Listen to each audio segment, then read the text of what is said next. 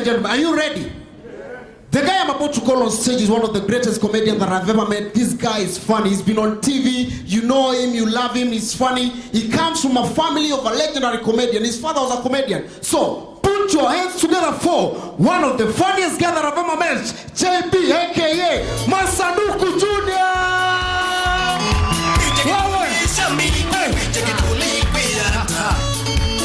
Yes.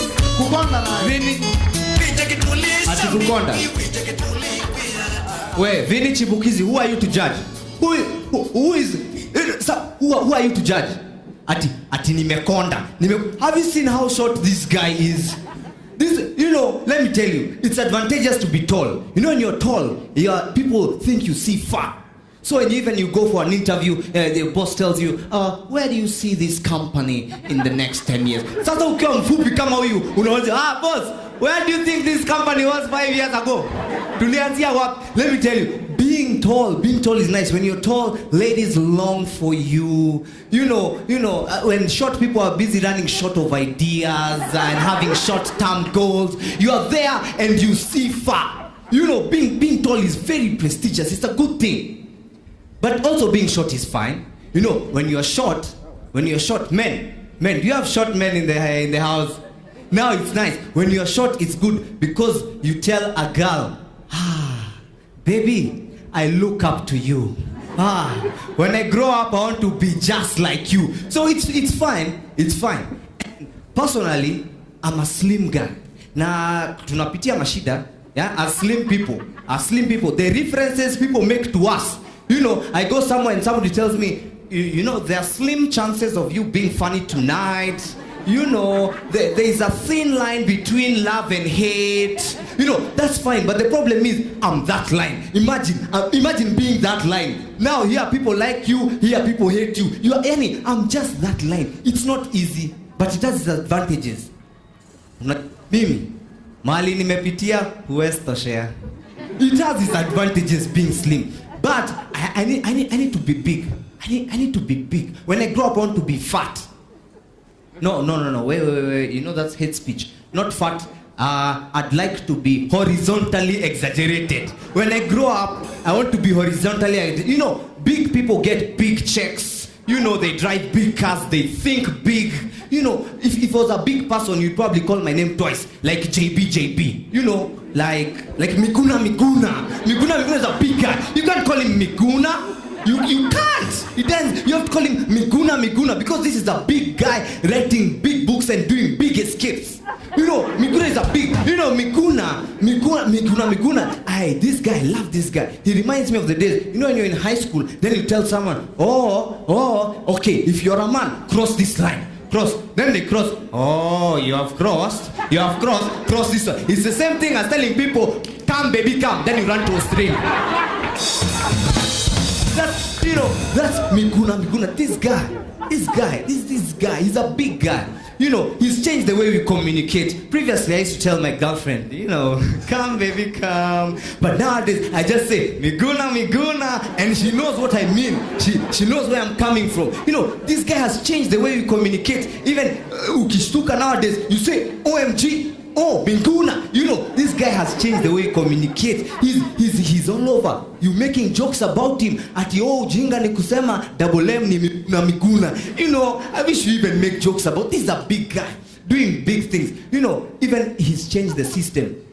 I've heard people are being told, tunga sentensi ukitumia jina Miguna. Unajua, mi kuna venye nafikiri. Mi nafikiri Prezo atashinda Big Brother. Because kuna venye najua it is impossible to evict an African president. You know, that's Miguna for you. And I'd like Miguna to be, you know, Miguna, if he's supposed to be elected, I'll vote for Miguna. I'll vote for him. I'll vote for this guy. You know, nowadays we have freedom of speech. Our presidents, you give them nickname. You know, you don't have to say Emilio Mwai Kibaki. You just say, my guy Obax. You know, Obax is my guy. Obako, Kibax, Kibi, you know, all sorts of names. Now, if Miguna wants to be president, you have to get him nicknames as well. Like Gush. Yeah. Gush, my guy. Yeah. Miggies. You know, Goon. Yeah, Goon. That's our president, Goon. He's a big guy. You know. I'm so sorry. You know, forgive my manners. Slim people, tuna tabia mbaya. I'm so sorry. Thank you so much for coming out. Appreciate yourself for coming out. Wow, you guys look beautiful. You look absolutely amazing. Most of you. Now the rest of you don't worry, you're blended in nicely. I can't blend. You know, it's like fruit salad. You know, fruit salad, you'd find some good fruits, like grapes and apricot. Am I talking to someone tonight? I love unaweza pata machungwa. It's just there for fiber. You know, or pineapple. Who puts pineapple in a fruit salad? So I'm telling you, you're looking good. Wow, you're blended in nicely. It's amazing. Now, you know, do you know why you guys are here, by the way? I tell you guys why you're here.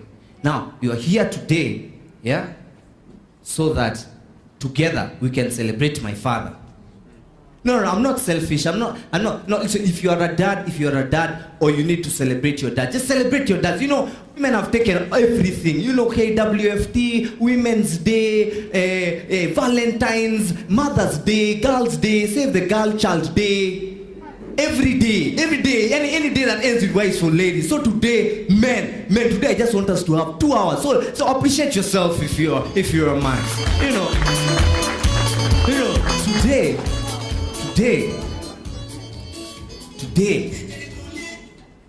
today we just celebrate my dad. Let me tell you a bit about my dad. Some of you knew my dad went by the name Masanduku Arap Smith.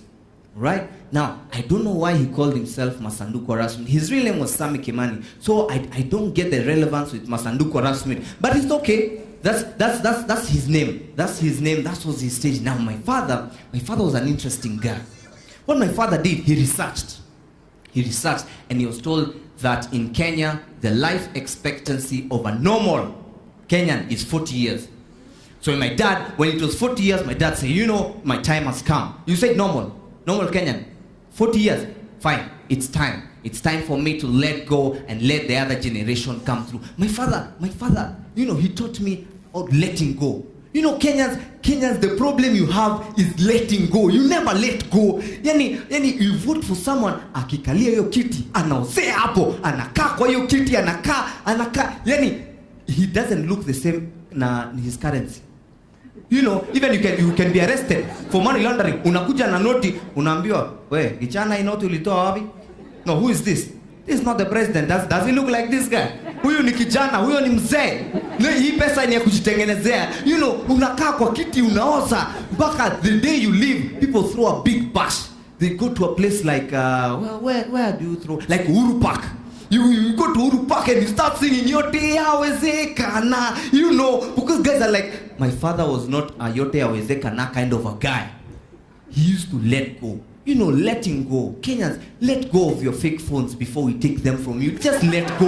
Let go of these things. You know, you are there, and unakaza kutuma IMEI number. By the way, it's not called an email number. You might be sending the wrong message. At email number. What's your name? Email number. My email number.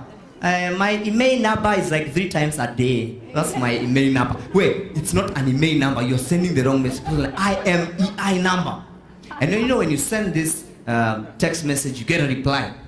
You told, dear customer, the number you sent is valid. You have a Nokia N9 by Nokia Corporation. Very nice. But now some of you, you know very well where you bought that phone. You know, but utajikaza tu, you are still sending.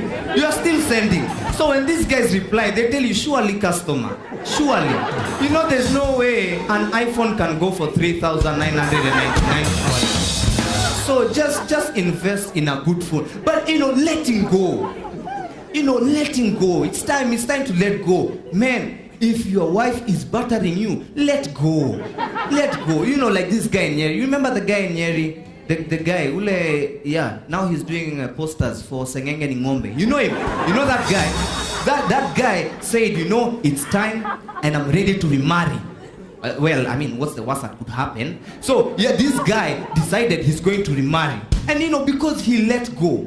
And what's up with Nyeri County? Did you guys, by the way, did you know that Onyancha went to Kenyatta High School, which is in Nyeri?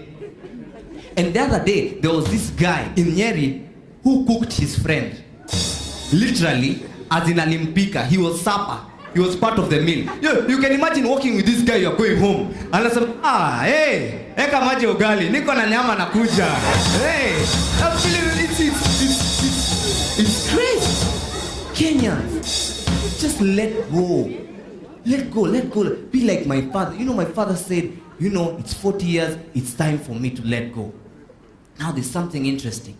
The time my father went, by the way, the day we laid him to rest, yeah? That day, I was only 9 years old. I'm giving the ladies time to calculate my age. You know, 98, 9 years old. Mungeniuliza ningewaambia. But now that you took it upon yourself, and some of you are shocked, gosh, wow. I thought he's 16. I get that a lot. No. Yeah, but that day we laid him to rest was the 7th of August, 1998.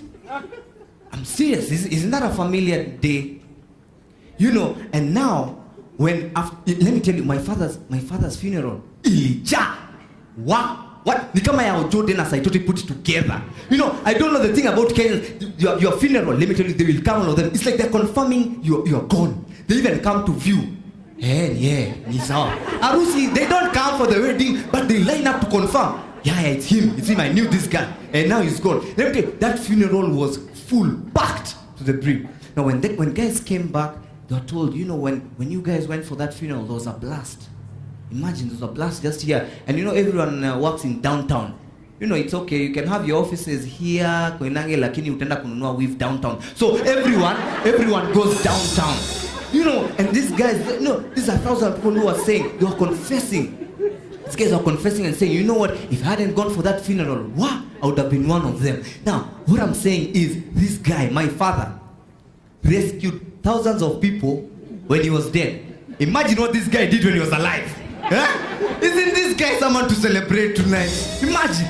Imagine what he did. So today, we're here to celebrate my father. But we can't just celebrate my father alone, because for I to be here tonight, there was a tag team. My father worked with someone, you know, my mother. So now, ladies, now we are back to you. Let's celebrate. Let's ladies celebrate. Not that someone celebrate, because you're inspiration.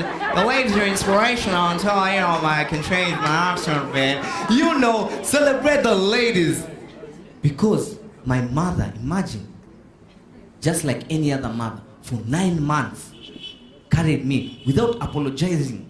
You know, things were changing in her body and everything. You know, things that didn't have sense starts having sense. You know, you're like sentinel. You know, my mother would walk into the house and say, ni oxygen imenuka hivyo kwa hii nyumba. Are you breathing? Fungua hizo milango. Oi! So you'll suffocate with all this oxygen. You know, because now your senses are all over the place. Imagine, for 9 months. For 9 months, it's crazy. You know those cravings you have? Serious craving. You know you want a Coke, a cold Coke from Mama Rosie. If you bring me a Coke from Nakumat, I'll know. You know, these cravings, my mother for 9 months, without apologizing, carried me until I came for. Now, when I was born, my dad was 31 years old. Hesabu ina match, 9 years, 98, from being born, 31, 40, it's much, 31 years. It's matching, eh? Tuko pamoja. I believe tuko pamoja, yeah. Now, when my mother carried me for 9 months, my father carried me for 31 years. 31 years. He carried me everywhere he went. Here I was with him, tulikuwa pamoja. For 31 years, tukakibishwa na wetu. Wow! 31 years. Imagine. And I wasn't alone. I had 1 billion brothers and sisters. You guys think you can say I got the whole world? This was my father carrying China alone. The whole of China, my father has carried us. 1 billion of us. Where? It wasn't easy. I'm telling you, it wasn't easy. Hey, then the time came. The Olympics, the real Olympics. Now, imagine you are 1 billion of you, and you are fighting for, like, for example, 1 golden egg. 1 billion people. Compare. Let me tell you, munasemanga a dance song. I am a swimmer. Hey, for me to stand on this podium too, I am a swimmer. Where? I swam. I'm telling you, and that time, you think that men can't multitask. That time, I'm fighting my brothers. All of us, they want to come out. I'm like, wait, no, I'm the one. And that time, I'm swimming, freestyle. Underwater. I come backstroke. Hey, what do you mean? That time, you know, I'm working with my father because my father has decided this is the gene that's coming forth into the world. But there are other genes over here. I'm fighting with them. Unaona kamadara. Well, no, you are not. Karibis kanakuja, fake pastors or tumutomo wanakuja. No, I'm the one who's going there. I'm working with my father. And let me tell you, after 31 years of hustle, nika hustle juu chini mpaka nikavuka boda. Hey! And when I was crossing over, I looked back and I saw my father relaxing. Where? And he said, where? Vita umepigana wewe. Hey, congratulations my son. Where? Hey. Ay. Hey? Swimming.